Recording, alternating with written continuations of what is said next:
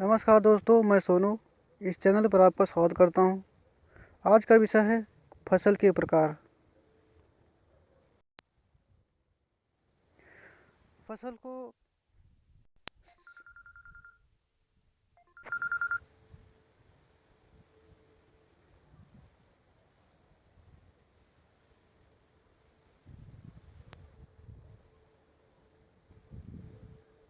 फसल को समय के हिसाब से इसको 3 भागों में बांटा गया है। पहला भाग है एक वर्षीय। ऐसी फसलें जो एक बार बोकर एवं पकने पर काट ली जाती है, जैसे धान व गेहूँ। ये सारे फसल एक वर्षीय फसल कहलाते हैं। द्विवर्षीय फसलें ऐसी फसलें जो 2 वर्ष में कटाई की जाती है, अर्थात जैसे अरहर 2 सीजन में कटाई की जाती है। अरहर धान के सीजन में बुआई की जाती है और गेहूँ की कटाई के समय इसकी कटाई की जाती है। एक होता है बहुवर्षीय फसल। ऐसी फसलें जो बहुवर्षीय होती हैं, जैसे गन्ना हुआ।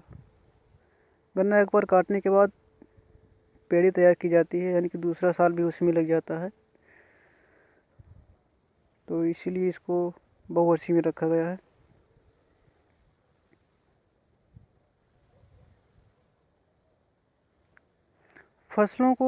फसलों में कुछ पोषक तत्व होते हैं जिसको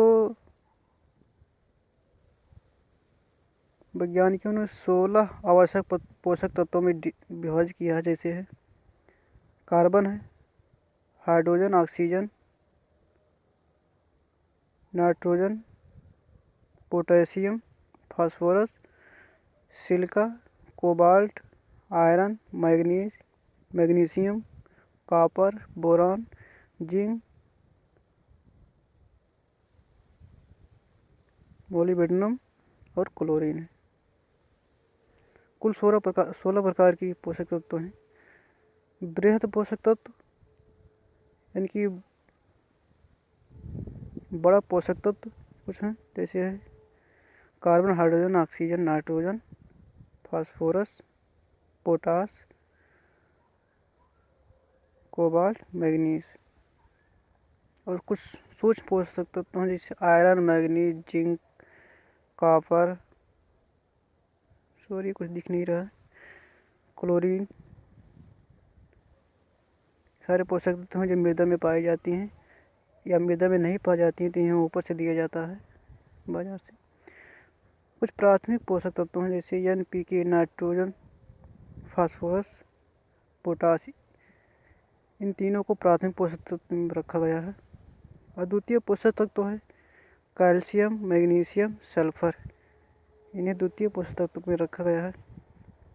बाद में 4 पोषक तत्वों को और जोड़ा गया है, जो टोटल 20 पोषक तत्व हो जाते हैं, जैसे कोबाल्ट है, सोडियम, वेनेडियम और सिलिकॉन है। ये 4 पोषक तत्व बाद में और जोड़े गए हैं।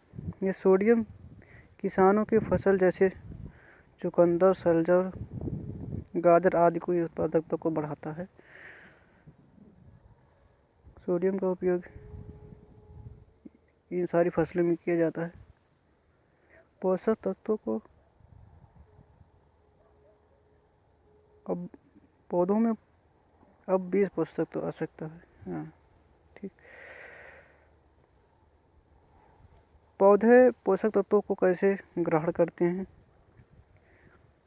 कार्बन को कार्बन डाइऑक्साइड से ग्रहण कर लेते हैं, हाइड्रोजन को जल से ग्रहण करते हैं, ऑक्सीजन को जल से ग्रहण करते हैं, नाइट्रोजन को नाइट्रेट के रूप में या अमोनिया के रूप में ग्रहण करते हैं, फास्फोरस को हाइड्रोफॉस्फेट से ग्रहण करते हैं के रूप में, और पोटेशियम को potassium ion, calcium ion, manganese को मैग्नीज और सल्फर को सल्फेट के रूप में ग्रहण करते हैं। तो सारे पोषक तत्व तो सीधे नहीं, पौधे सीधे नहीं प्राप्त कर पाते, इनका अपघटन करके प्राप्त करते हैं। ये नाइट्रोजन यह पौधों में हरा रंग प्रदान करता है। पत्तीदार सब्जियों एवं चारा फसलों में रस की गुणवत्ता को उन्नत करता है। यानी कि नाइट्रोजन का काम यही है कि पौधों को हरा रखे एवं उसकी गुणवत्ता को बनाए रखे। नाइट्रोजन एक स्वस्थ पौधों में 1 से 5% तक होता है। फास्फोरस का काम है पौधों की जड़ों की वृद्धि जड़ गांठों या राइजोबियम की गतिशीलता को बढ़ाता है। यानी कि फास्फोरस का काम है जड़ों को मजबूत करना। इसकी कमी से पौधा अपना जीवन चक्र पूरा नहीं कर पाता। फास्फोरस को पौधों का जीवन कुंजी कहा गया है। यानी कि पौधों में फास्फोरस जो अनिवार्य है, और ये स्वस्थ पौधों में 0.1 से 0.4% होता है। पोटास, ये पौधों में रोगरोधी का काम करता है, रोगों से बचाता है। विशेषकर धान या गेहूँ में मौजूद तना और उत्पन्न कठोर तना उत्पन्न करता है। पौधों में इसकी मात्रा 1 से 5% होता है। कैल्शियम का क्या काम है पौधों में? पौधों के शीर्ष भाग विशेषकर रूट टिप में वृद्धि के लिए आवश्यक होता है। कॉपर या फूलों के उत्पादन में सहायक होता है। यह कॉपर का काम जो अभी नया नया जोड़ा गया पोषक तत्व में इसका काम होता है या फूलों में वृद्धि करे। तो ये हैं कुछ एग्रोनॉमी संबंधित सामान्य जानकारी। दोस्तों, इस चैनल को सब्सक्राइब करें, इसको आगे शेयर करें ताकि इसको और विद्यार्थी देख सकें और इसका लाभ उठा सकें। तो वीडियो को देखने के लिए धन्यवाद।